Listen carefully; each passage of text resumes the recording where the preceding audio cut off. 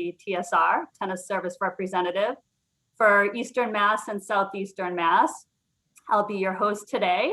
And to be honest, I've been looking forward to this day ever since the team asked me to be part of it. So I'm very excited. As you may or may not know, it's Women's History Month, and it's also International Women's Day. So it's a big day today. As you can see in the poll, we're doing the poll right now. We certainly have made progress, but we have a long way to go. So having said that, here we go. So having said that, I would like to welcome you all to our first Women in Tennis Forum, and we're hoping this is the first of many more to come. Before we get started, just a few housekeeping items. You have all been placed on mute, and we will be recording this, so we'll make sure we send it out to everyone after. Our sponsor for today's forum is Eamon Lulu, and they'll be offering a 25% off code, and they have some awesome raffles at the end. So make sure you stay till the very end when we do those. So again, I'm very grateful to be hosting today's forum, and I have some incredible women I would like to introduce. So first up, I'll just look at my screen. We'll start with Marguerite. Marguerite is the Vice President of Advancement and Director of Team Fame for the International Tennis Hall of Fame. She has been with the Hall of Fame for over 20 years.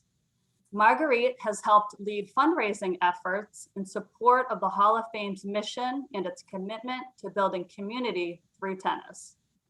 As Director of Team Fame, she has managed the renovation of Canfield House, which is a building on campus, turning it into the headquarters for youth development programs. Marguerite developed and launched the Newport chapter of NJTL, which is National Junior Tennis and Learning, where she led the implementation and execution of a variety of community outreach initiatives. Welcome, Marguerite. Next, we have Miyako Kinoshita. Miyako has worked with children with disabilities for over 23 years. She taught horseback riding to people with various disabilities as a certified therapeutic riding instructor. She was a teacher, and for the last 12 years has worked as a school administrator. Miyako has always believed that people with special needs can enjoy sports and activities safely with the right resources. Her dream is for tennis to become a sport of choice for people of various needs. She volunteers for the USTA and is a pretty competitive tennis player herself. Welcome, Miyako. And last but not least, I'd like to introduce Danielle McNamara. Danielle played tennis at University of Michigan. There, she was named to the All Big Ten team and named Big Ten Sportswoman of the Year. Danielle was the first player in Michigan history to participate in all 3 national championships. After Danielle graduated, she played on the WTA Tour. Currently, she's the head coach of women's tennis at Yale and has led her teams to 4 Ivy League championships and 4 NCAA tournament appearances. Danielle has been named Wilson ITA Northeast Region Coach of the Year twice. Wow, impressive group. So what we've done is we've collected about 3 questions each that we'll ask the panelists. And then after the Q&As, we'll go into small groups where you'll have the opportunity to share and ask any questions you might have. So our first question, all the panelists will answer this first question. We'll start with Danielle, and then Miyako, and then Marguerite. Okay, so the first question to Danielle, how have you overcome gender-based obstacles? First of all, thanks so much for having me. This is an honor and a privilege to be here. When I think back on this question, I was reflecting, and I think that I could bring up a few pretty specific examples of obstacles I've overcome gender-based, and I think that when I think about how I overcame them, I think about other women in terms of being able to lean in on other women, whether it's in my profession as a coach, having other female coaches that I really look to for support. And I feel like we've been able to do things in numbers. So for example, last year we had an event, actually, it was an Ivy League kind of team tournament event held at one of our league locations at one of our schools in the conference. And I think this is just a great example of how I feel like this has been successful in terms of overcoming gender obstacles. But we had a situation where a men's event and a women's event was supposed to be held at this location at the same time. And the administration at this university decided that they were going to have the women play in an entirely different location away off campus, which led to some pretty significant logistical obstacles for the women, even though the women were really supposed to have had first dibs at this location. And I was just really proud of all the Ivy League coaches, all the head coaches, men and women. We sort of just decided that we knew what was right. We knew we needed to kind of stand up for one another and for our student athletes and all the women that were supposed to participate in this event. And we said, we're either going to play it the way we planned it or we're not going to play it. And all 8 coaches agreed to this. And I don't think it would have happened if it hadn't been all 8 of us that stepped up. And just an example of coaches really coming together and knowing what's right and trying to overcome things and do it in numbers. I think we ended up having the tournament where it was supposed to be played and the men went to an alternate location, kind of the way it had always been planned. And so anyways, that's just one example, I think, of how I've been able to do that. I love that. Thank you, Danielle. And Miyako.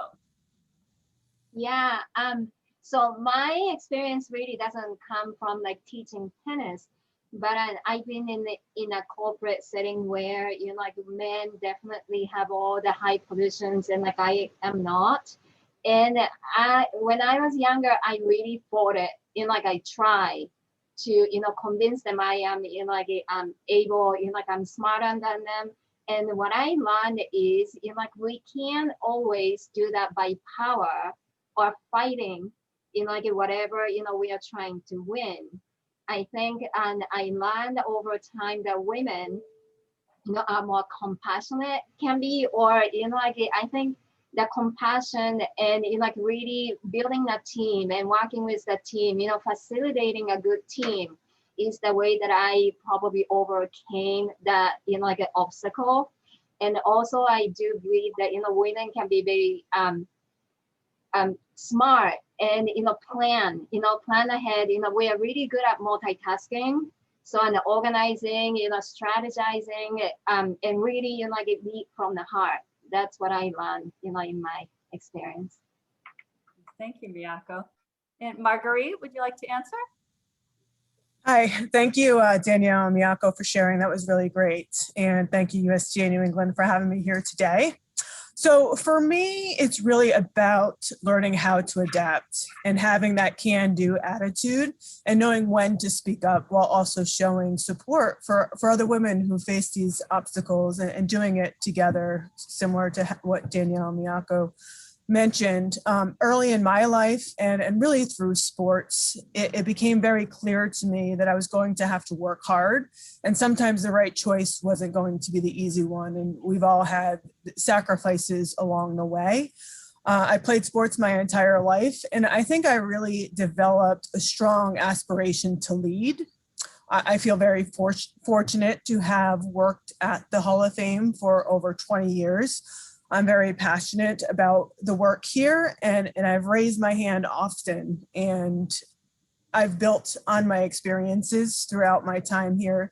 What keeps me going are the challenges and the obstacles that we face, and I thrive on problem solving, and I look for opportunities for growth, not only professionally, but also personally. My door is always open, and I'm never too busy to have a conversation, return a call or an email, or assist my coworkers. I try to lead by example, and I hold myself accountable for my actions and the decisions I've made along the way. So, you know, when thinking about this question too, one gender-based example that comes to mind, and I think we've all experienced this, you're in a meeting or a social setting, and a woman will have a great idea and sort of shares that with the group, and it doesn't resonate, or, you know, it doesn't really go anywhere. 2 or 3 minutes later, a guy says, a similar thing. And all of a sudden it's sort of like the greatest idea that they've ever heard. So, that is one thing that happens often. And I guess I would encourage all of you, for when that does happen, to speak up, because most of the time they don't even realize that it had happened. So, has anybody, raise your hand, have you all, sort of experienced that? Yeah. So, and lastly, as an organization, the International Tennis Hall of Fame has faced a recurring obstacle, and it was founded as an all-white men's club. And although we've made great strides over the years to change this, the perception remains to some degree. As a woman, I have felt supported throughout my time here, and I feel valued over the years. In closing, I'm proud of the small role that I play in the women in the tennis industry. And I truly believe that if we continue to do our part, each and every one of us, that we will create a better future for the young girls out there. Thank you.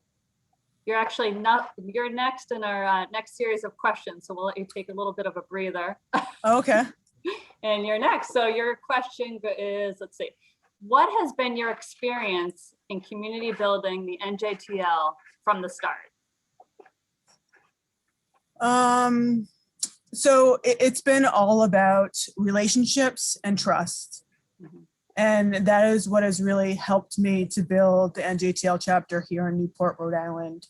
And I really believe that it will be what sustains us as well. And naturally, women are great at relationship building, and they have great tendencies to nurture.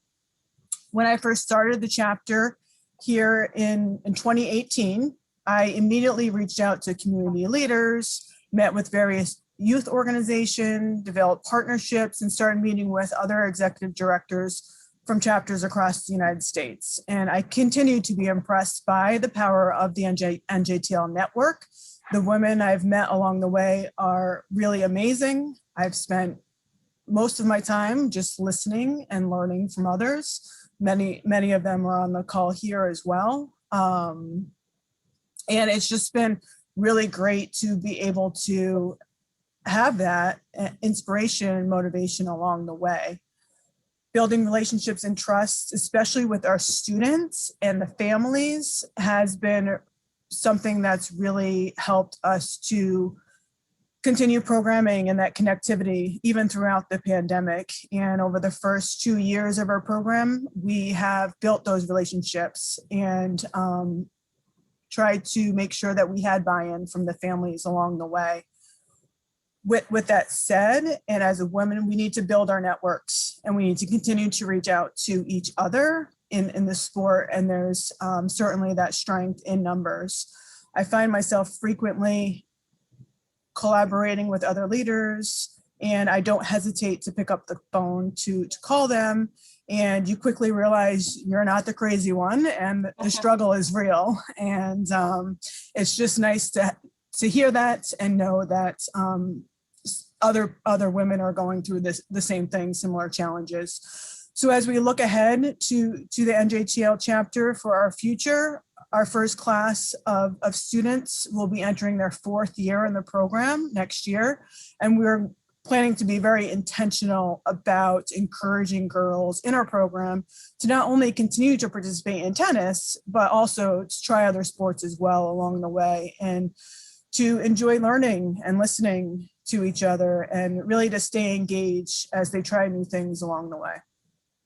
Great, thank you. I've heard so many great things about your NJTL. Hopefully I can make it over there this summer when it's nice and warm. Thank you. Miyako, I love this question. If you could give a piece of advice to your younger self, what would it be? So I don't know if you guys saw, and Billie Jean King actually posted exactly the answer to this question last week on Instagram. Oh, really? Yeah. So no, I love this question, and I have a daughter in 8th grade, right? And like we always talk about like how we never want to go back to the middle school, and I often think about this. If I can say something to my younger self, I want to really tell her not to worry about how you look or how people are gonna like you. And I think, like worrying about, like how you fit in, belong, like that's really difficult. And I feel like tennis has an element of it, especially on the women's side. Like tennis outfits are costumes, like that people, talk about how pretty it looks. So, like so looks really, is still something that we struggle with. And I really want, like I wish, I had somebody to tell me that growing up so that I don't have to go through so many painful experiences of, trying to be the same, trying to be liked, like trying to be the popular person, and being on a tennis team in high school, like high school tennis girls were like one of the most popular ones that boys like with short skirts. And I want to get rid of that stereotype.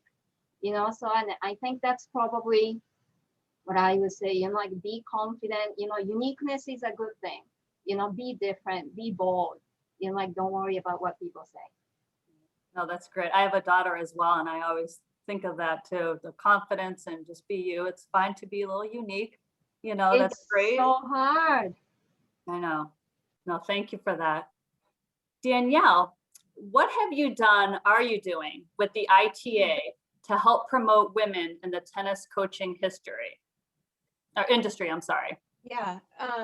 So I have served in a number of capacities with the ITA, the Intercollegiate Tennis Association. Obviously outside of my role as the coach at Yale. And that's actually one of the biggest pieces of advice I try to give both our student athletes and the assistant coaches, volunteer coaches that I've had the chance to work with, is just really emphasize this need to really get involved. I believe that, that's how we can make a difference. That's how we can really support other women and younger women that are coming up and want to get into college tennis as a coach. And so I currently serve on the board of directors for the ITA, and, of the 21 members, I think 4 of us are women. And it's, as far as coaches go, it's myself and one other female coach that serve on the board. And the 2 of us have really tried to push some initiatives forward. And the ITA, I should say, is very open and very receptive and wants to really, provide more opportunities for women in coaches, both sort of asking the question, how can we get more women into college coaching? And then once we get women into coaching, how can we retain them?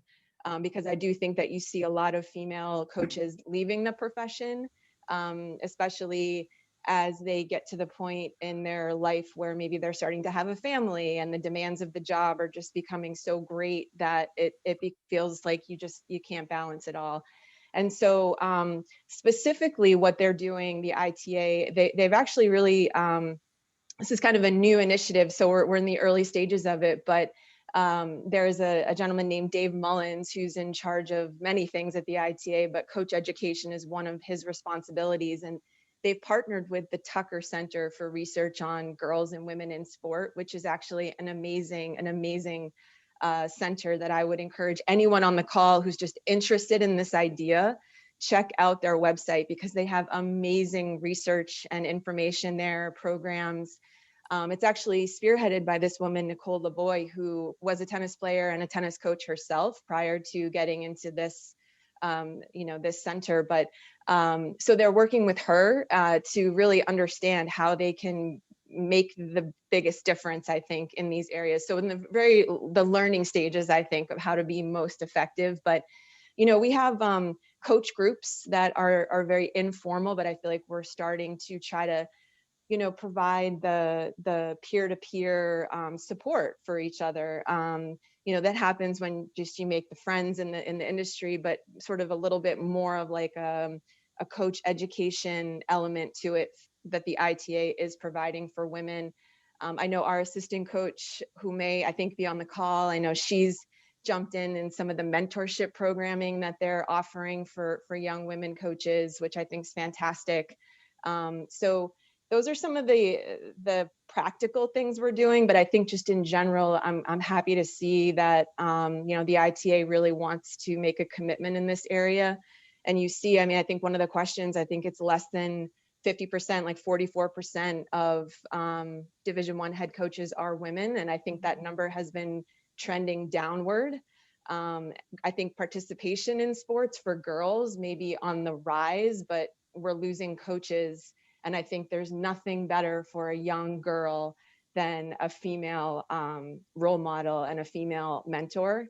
And I also just want to throw out a little plug, and I know we just heard about Billie Jean King, but the Women's Sports Foundation, they also have amazing resources.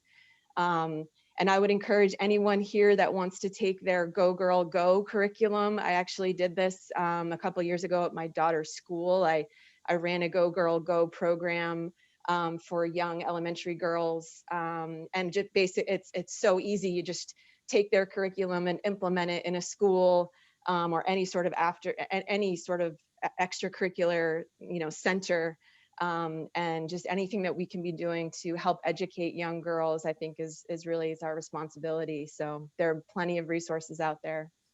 That's awesome. Great plugs. I've heard about all those. Thank you. I think we have time for one more question, hopefully maybe two. So Miyako, this question is for you. Have you faced any difficult challenges in your career being an Asian American female leader?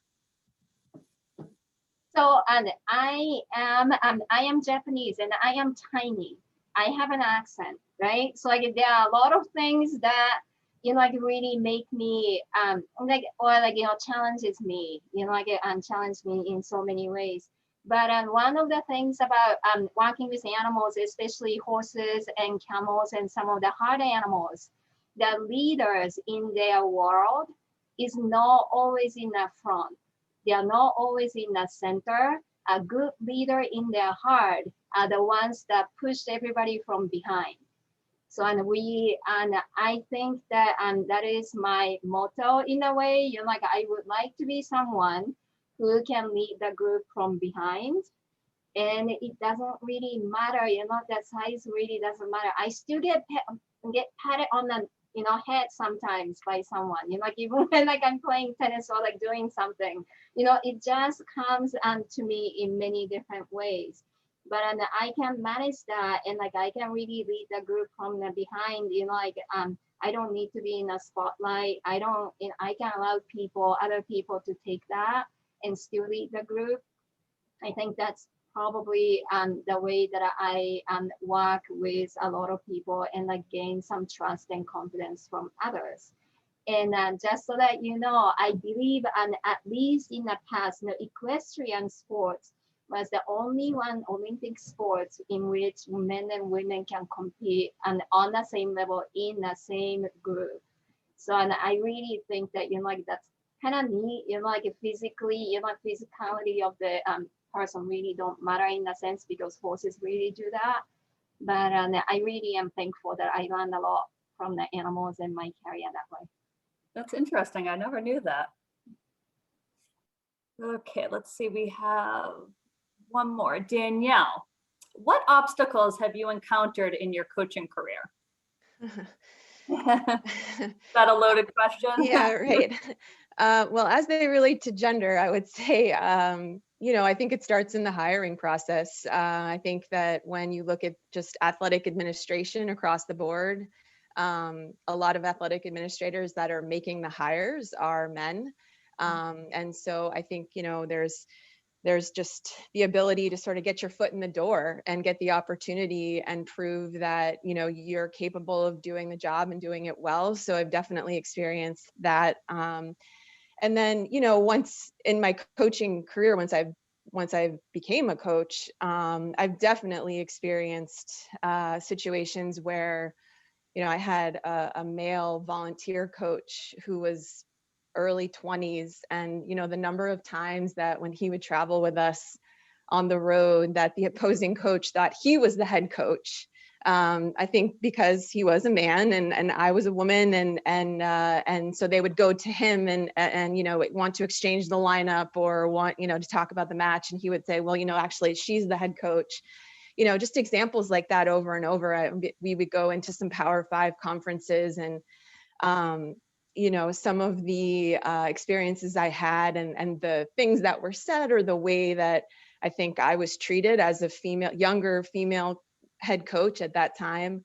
You know, they were pretty big obstacles, but I think I just remind myself over and over again that, you know, how I handle those situations, my players look to me to figure out what do you do, you know, like what happens when you get challenged like that. And I think that that's why I love this job, because you get it's a chance to really teach young women and hopefully set a good example. And so I try to stay strong. And if anything, it just really motivates me more to want to step up and be that leader if I can. But, you know, it's definitely challenging, but it can happen. I think you just need an incredible support group because you can't do it alone, certainly. And so that's where being able to turn to the other women or that circle that you have around you is so critical to be able to kind of get through those challenges. Mhm.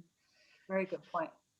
And I think we could do one more. Marguerite, you can end the questions with, what help could you have used early in your career or education to further your career?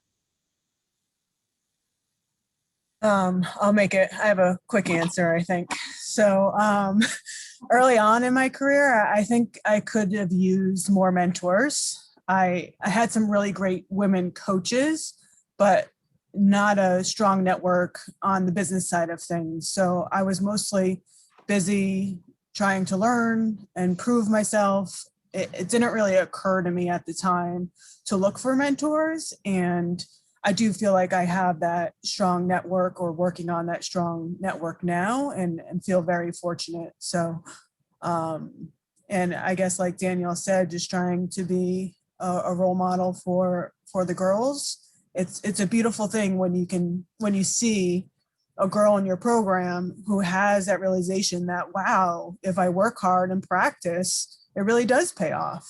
And that's really rewarding. And I'm a strong believer that you need to be deliberate to make things happen, particularly as a woman in the sports industry. For sure. Well, thank you. So that ends, I think we could spend 2 hours on questions and answers, but this ends the first half of our call. Next, what we'll do is we're going to break into smaller groups where you'll have the opportunity to ask any questions and you can share. So what we'll do is Mary's going to break us into groups until 12:55, and then we'll come back as a larger group and we will do some raffles. So just sit tight so Mary can break us into smaller groups. And and we have let me actually just introduce, since she's doing that, let me introduce our breakout room leaders. We've identified a couple of our all-star teams to be leaders: Kelly Day, Lisa Wilcott, Kristen Garrity, and Laura Jocelyn King. So they have a list of questions that we'd love for you to go over in your smaller groups. And you should see a little message inviting you to join rooms.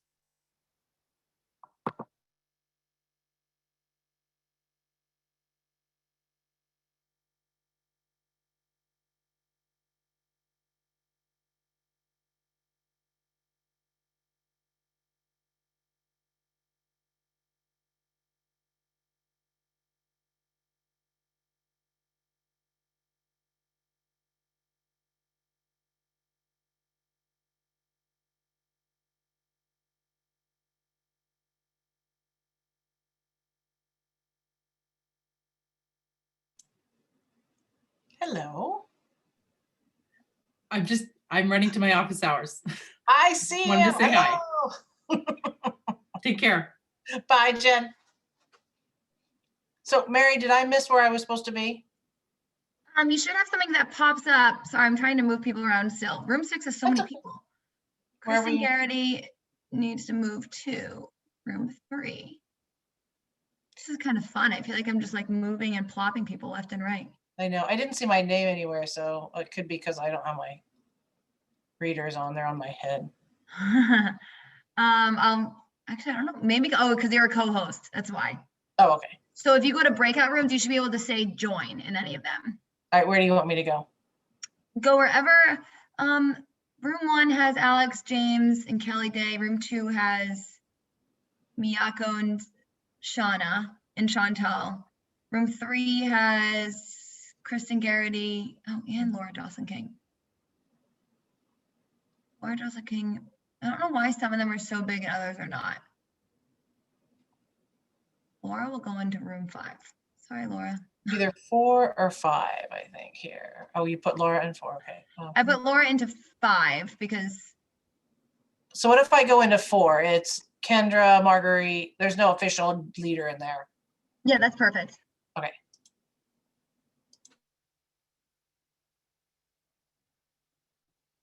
Just press join. I think you should be good. Day.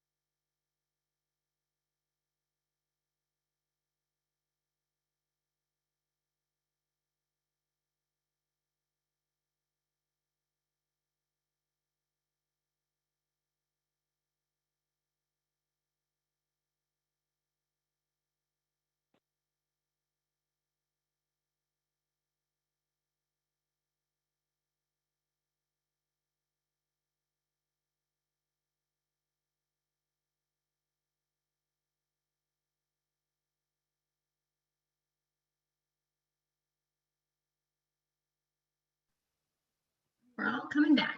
We'll wait just another minute until everyone comes back in.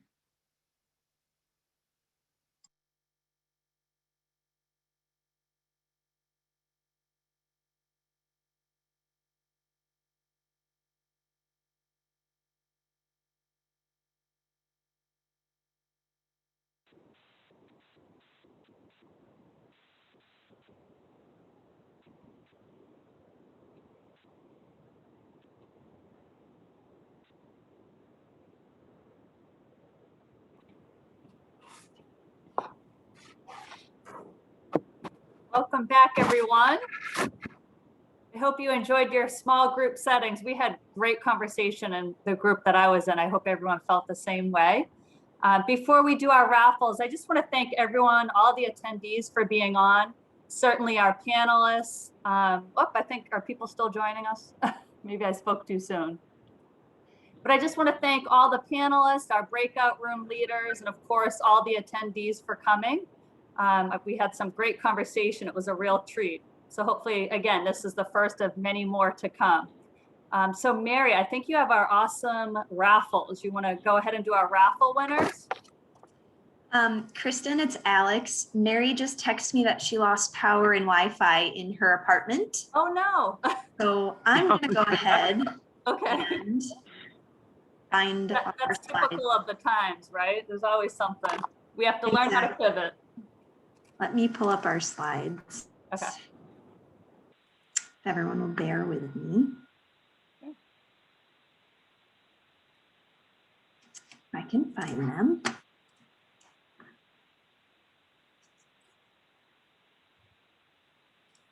The good news is we have some awesome raffles to give away from our sponsor, Eamon Lulu.